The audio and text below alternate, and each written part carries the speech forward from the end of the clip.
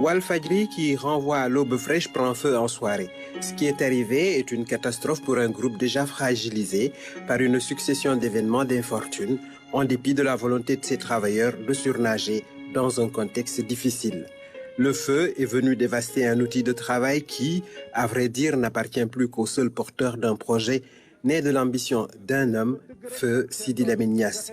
Il a osé se lancer dans la presse avec d'abord un mensuel éponyme en 1984.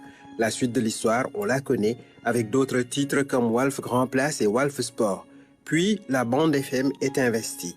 Sur les starting blocks, des anciens de la RTS entourés de jeunes enthousiastes.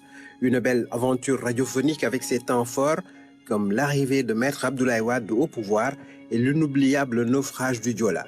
Au début de ce troisième millénaire d'espérance, Walf TV est sur satellite contournant les difficultés d'obtenir une fréquence.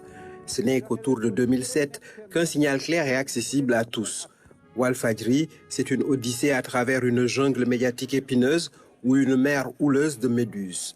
La liberté de ton, parfois considérée comme excessive, a valu bien des déboires à Walf, qui ne cherche pas toujours à plaire au prince.